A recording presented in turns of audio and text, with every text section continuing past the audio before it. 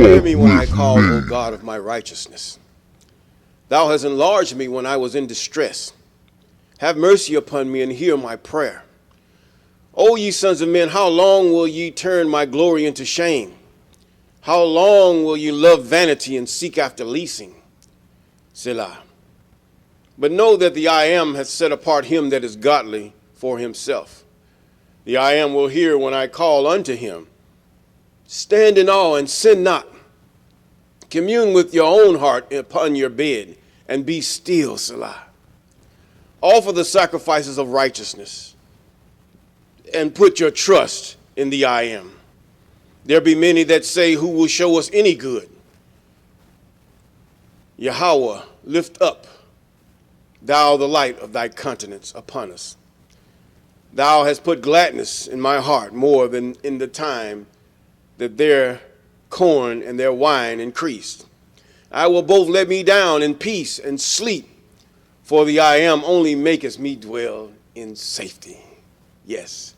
Deliver me from the hands of evil spirits who have sway over the thoughts of men's hearts, and let them not lead me astray from thee, O my God. Establish thou me from and my seed forever, that we go not astray from henceforth and forevermore. Jubilees chapter 12 and verse 20. We just read from Psalms chapter 4, verses 1 through 8. Yes, good morning, good afternoon, good evening, those of you on YouTube and other platforms that we're on. And we thank God for you. I am Mr. Clay on YouTube. And we just thank God for those of you that have been with us since the beginning, and those of you that have caused yourself to even join somewhere or subscribe somewhere. There's about in between, and we thank God for those of you that have just subscribed. We give God the glory for you, and those of you that are about to subscribe, we thank God for you. Yes, we call those things that are not as though they are. Yes, a beautiful day upon the earth, whether it's night, evening, or whatever, it's beautiful, because this is the day that the I Am have made, and we will rejoice and be glad in it. Yes, we will. Yes, we're in Jasher, the book of Jasher, chapter 15. Yes, I decided that I would cut these videos down on TikTok for approximately 10 minutes.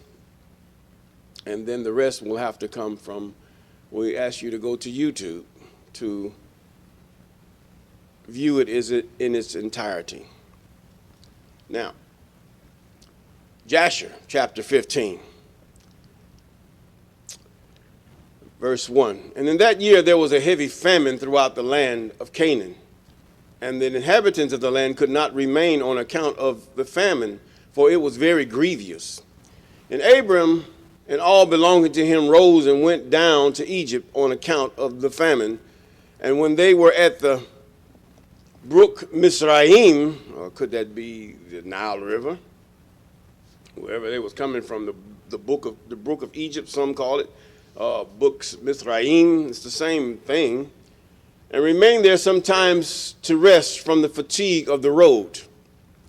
And Abraham and Sarah, see, they had to be going east. Abraham and Sarah were walking at the border of the brook of Mizraim, and Abraham beheld his wife Sarah, that she was very beautiful. And Abraham said to his wife Sarah, well, they were going west, yes, they were going the other way. Now, since God hath created thee with such beautiful countenance, I mean, Sarah was fine, beautiful woman.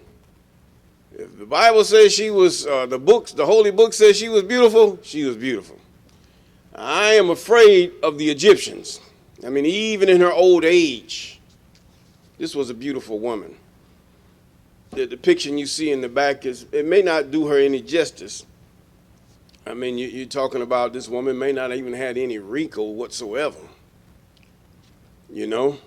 And the Egyptians, lest they should slay me and take thee away, for the fear of God is not in these places. Now, you have to realize, a woman like Sarah, the women back in those days were very shapely because they walked. They had to do laborious work to sustain daily life for their babies and for their husbands and for their families. And many of the women would pool together just to do things to get things into the village, or should I say into the compound, that other families may eat and partake of. Yes, so they were very fit women. No, they wasn't lazy. No, they didn't have no spas and all that stuff. But they were a very productive women, just in many places on earth that these women do so. Yes. And surely then thou shalt do this.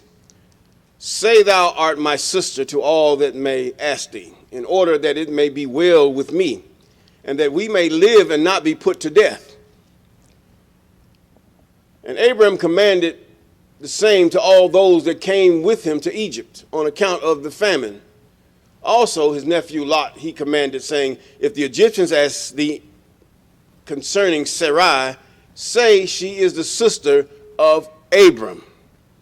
Now he made sure that got done. See, he didn't want them to kill him, just as one of his offspring did. Their weed had killed a man because of his wife, or had a man put to death because of his wife.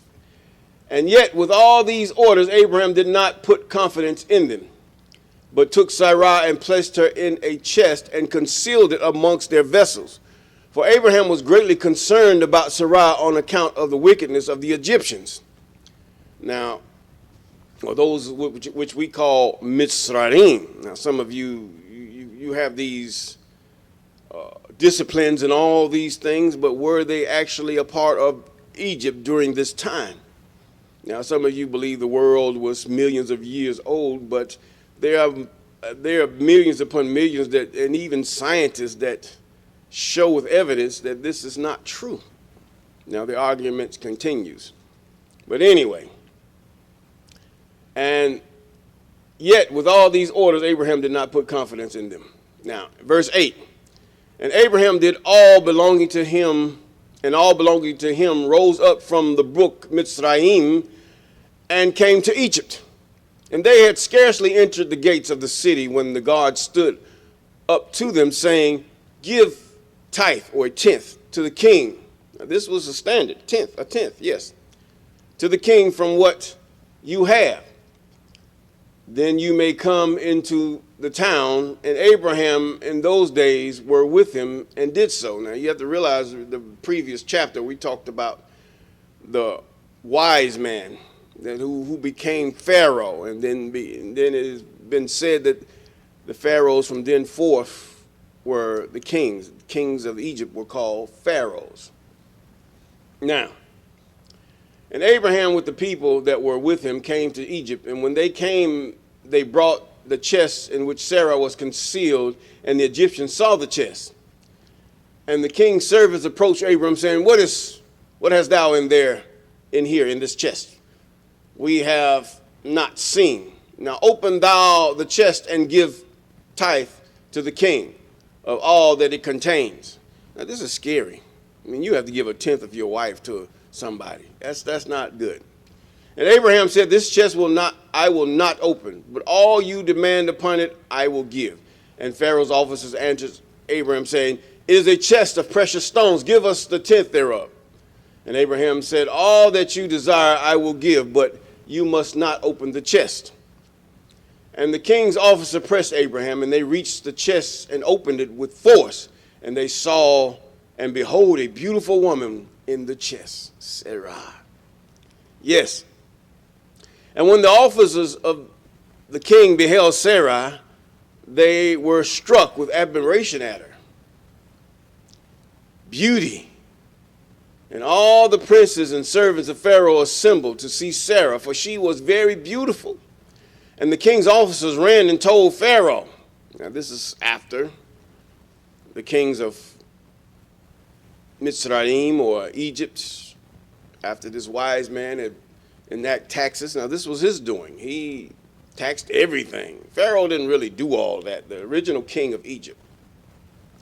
Now all that they had seen, and they praised Sarai to the king, and Pharaoh ordered her to be brought. And the woman came before the king, and Pharaoh beheld Sarah, and she pleased him exceedingly. And he was struck with her beauty, and the king rejoiced greatly on her account. and made presents to those who brought him the tidings and concerning her. Now, most women are very beautiful. Men, we cannot really get to the point where we have to look at beauty as commonality. It's common for a woman to be beautiful. It's common. It's uncommon for a woman not to beautify her body as well as her face. You know, it's uncommon. If you see a difference there, sometimes it may be a lack of, or she might be, sometimes it's deemed she's lazy. Or sometimes it deems that she's very versed in relaxation, or she's not really caring for those that are around her. Because even God, to say this for my own, God even made her to be a helpmeet for the man's eyes. What man wants to look at another man anyway? But anyway, it's not being lustful, but the women are there for beauty. They're there to be admired and to also draw their potential husband. Yes. Now, therefore,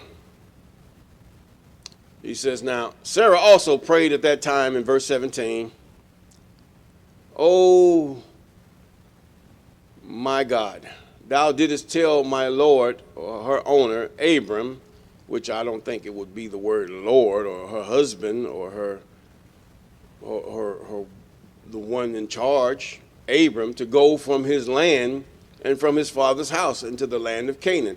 When you're dealing with Old English, you have to realize a lot of things are put there. They're in their language, and their pattern, their movies, and their old movies, especially the knights and all this, they pattern that off of that. And then when you read the Bible at the same time, it makes you think of this English language as one to be a deity and those who speak that way. And they call it an eloquent language, but this is something, I mean, there are many languages that are eloquent, but they're not English. There are many people can speak eloquent English with accents and sound very good. But the fact is, we have to call a buck a buck. Now, it says now in verse 17, Canaan. Now his fathers, now it says Abraham to go from his land and from his father's house to the land of Canaan. Thou didst promise to do well with him if he would perform thy commands. Now behold, we have done that which thou didst command us. And we left our land and our families, and we went to a strange land and to a people whom we have not known. And we came to this land to avoid the famine. And this evil accident has befallen me. She was praying. I mean, she loved her husband. What can you say? Now, therefore, O Tata and Zambi, God, deliver us and save us from the hand of the oppressor, and do well with me for the sake of thy mercy. In verse 19, the I am hearkened unto the voice of Sarai, and the I am sent an angel to deliver Sarai from the power of Pharaoh. He sent an angel that was in his presence. Go, deliver Sarah. See, some of us, we think we talk to God, and many times it's a messenger. It's a person, a spirit, that flame of fire, the ministers that are before the throne of the Most High. See, God delegates authority. Now, if all of this about what we call the Spirit of God and all this about the Holy Spirit and all this, God is a spirit, God is holy, what would the angels do? What kind of job would they have other than worshiping the Most High? Angels have things to do too, because they, according to the word, that minister to the heirs of salvation. Come on here. Now, it says now, verse 20, and the king came and sat before Sarah, and behold, an angel of the I Am was standing over them. And he appeared to Sarah and said, do not fear, for the I Am has heard thy prayer. And the king approached Sarah and said to her, what is that man to see who brought thee hither? And she said, he is my brother. Verse 22. And the king said, it is incumbent upon us to make him great, to elevate him, and to do unto him all the good things which thou hast commanded us. And at that time the king sent Abraham silver and gold and precious stones in abundance, together with cattle men servants and maid servants, and the king ordered Abraham to be brought, and he sat in the court in the king's house. And the king greatly exalted Abram on that night. And the king approached to speak to Sarah, and he reached out his hand to touch her, and when the angel smote him heavily, he was terrified, and he refrained from reaching to her. In other words, in that part of the land, many of them were built on sex. Some of the Hamites had even instruments that were shaped in the form of a small, if you ever watched the World's Deadliest Warriors, they had even those instruments that they would throw them, but they were shaped in the form of a man's genitals. This is how built it was on sex. But anyway, regardless, 24, when the king came near to Sarah, the angel smote him. Okay, he was terrified. Smote him to the ground and acted thus to him the whole night, and the king was terrified. And the angel on that right smote heavily on all the servants of the king and his whole household on account of Sarah. And there was a great lamentation that night among the people of Sarah's house. Among Pharaoh's house. And Pharaoh, seeing the evil that befell him, said, surely on account of this woman, thing have happened to me. And he removed himself at some distance from her and spoke pleasantly words toward her. Now, God knows how to make your enemies be at peace with you. He knows how to cause those who mean things for harm and for their own lust upon you to refrain from what they're doing or for what they're about to do. See, this is why we must walk godly and circumspectly before the Most High. Yes, knowing these things, even our women, you need to really be to the point where you speak yea and nay and hello and bye. That's it. If you're a married woman, even a single woman, to the point where you have to become one that would just answer questions or greet directly and absolutely. No talk and all these things and stuff. And even in our churches, men and women need to be separated, period. Because you cause many ills to happen in your congregations. And those of you that are in what they call synagogues and all these halls of meetings, men and women need to be separated, married and unmarried.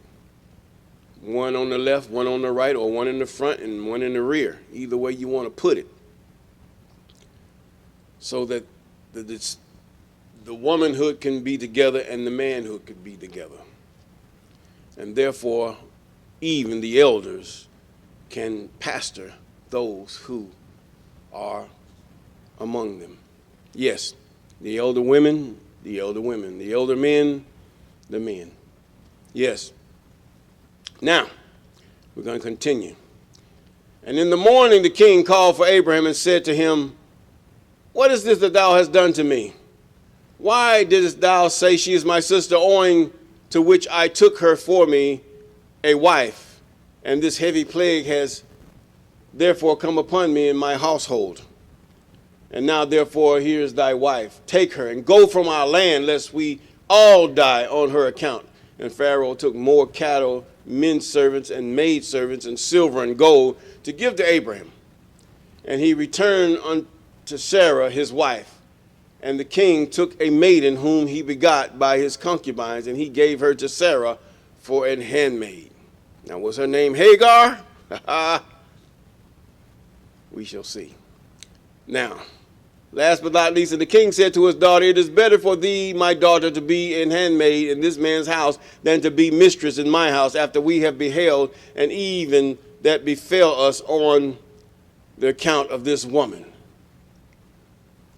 Yes, and Abraham arose, he and all his belongings, and he went away from Egypt and Pharaoh, and ordered some of his men to accompany him, and all that went with him. And with that we shall say, peace.